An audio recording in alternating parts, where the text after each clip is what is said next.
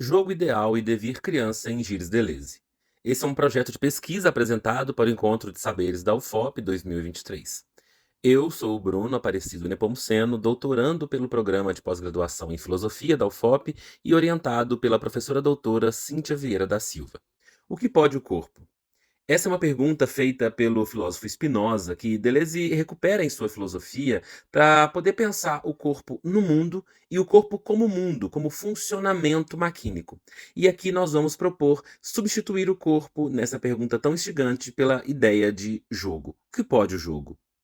A centralidade da pesquisa está no pensamento de Gilles Deleuze, um filósofo francês, mas também vamos adicionar a essa pesquisa o pensamento de Félix Guattari, que escreveu muitas obras com o autor. O objetivo dessa pesquisa é analisar o conceito de jogo ideal, mas também trazer para ele uma conexão com outro conceito, o de devir criança, e tendo inicialmente por base a lógica do sentido e diferença e repetição, para aí chegar na discussão da obra de Lewis Carroll e propor também uma interpretação da figura criança na literatura como um lugar de produção de pensamento, de fabulação e também de ação de desejo.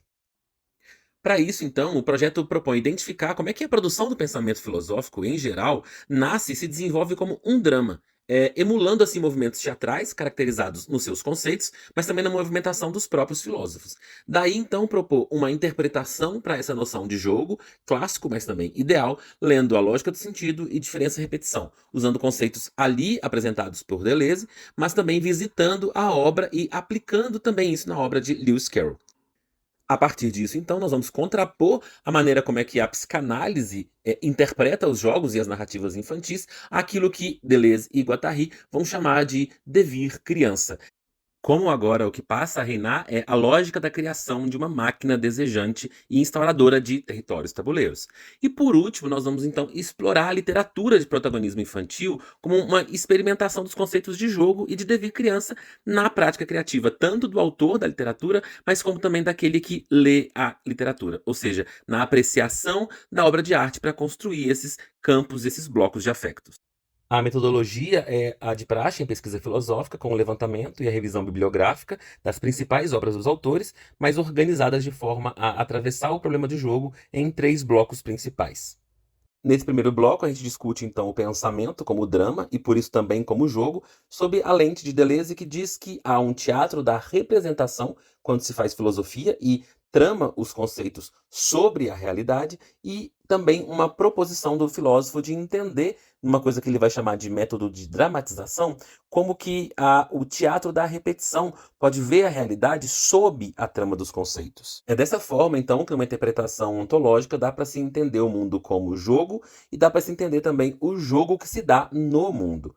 Dessa forma, então, o Deleuze vai propor um jogo diferente daquele que é o jogo clássico, onde tem regras, onde as hipóteses dividem o acaso, onde há distribuição fixa das jogadas, onde há vitória ou derrota. Agora, o Deleuze propõe um jogo ideal ou o jogo divino, onde não há regras preexistentes, onde as jogadas afirmam o acaso, onde as jogadas não são numericamente distintas, são qualitativamente distintas, e onde não há nem vencedores, nem vencidos. Para isso, num caminho diferente do que faz a filosofia, é preciso abrir mão de jogar com a besteira para jogar como um idiota. Nesse sentido, a gente entra num segundo bloco, que é o bloco de devir criança e jogo. Primeiro, entendendo como a criança faz funcionar o seu próprio corpo, nesse funcionamento maquínico, sem se interessar por órgãos e funções orgânicas, mas brincando e fabulando. E, por outro lado, como o corpo da criança é entendido sob perspectivas psicanalíticas, nesse caso, na tentativa de interpretar o corpo da criança e como a criança não está interessada nisso. Porque, para ela, um jogo do sentido e do não senso, um caos cosmos, é que interessa. Com isso, é a linguagem da criança que vai ser colocada agora em foco, porque é através dessa linguagem que não para de ser emitida, não só com a linguagem formal, mas com todas as outras possíveis e inventadas, nós passamos para o terceiro bloco, que é a literatura agora em foco, percebendo como é que a literatura põe a criança e o jogo em conexão. E começando com Alice, a principal personagem do autor, nós vamos perceber que ela, criança, fez todos os caminhos que nós começamos aqui na pesquisa. Primeiro, ela foi às profundidades, e lá ela descobriu, sob uma lente de dramatização, como é o funcionamento da própria realidade. Mas, ao voltar à superfície, é ali que ela percebeu que o lugar de criação estava sobre as coisas. Nesse sentido, então, até no símbolo do tabuleiro do livro Alice através do espelho, nós percebemos que essa partida de xadrez é só jogada nesse mundo, só possível nesse mundo. É por isso que num processo de criação de si, que Alice precisa emergir da bacia de suas próprias lágrimas e começar a produzir a vida como obra de arte. Essa, inclusive, é a provocação para todo escritor e para todo leitor, porque escrever é um caso de devir. Nesse sentido, é a linguagem da literatura que faz alcançar esses desvios, que o Deleuze vai chamar de femininos, animais, moleculares, e aqui a gente chama de devires, crianças. Os resultados obtidos por hora nessa pesquisa são os seguintes: Deleuze usa do conceito de jogo para propor a vida como diferença e devir, e aplica primeiramente esse conceito na análise do funcionamento do mundo, e depois num próprio pensamento filosófico que pretende revelar o próprio mundo.